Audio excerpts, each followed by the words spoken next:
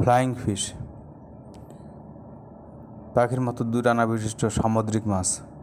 এরা উড়তে পারে, এই জন্য এদেরকে ফ্লাইং ফিশ বলা হয়।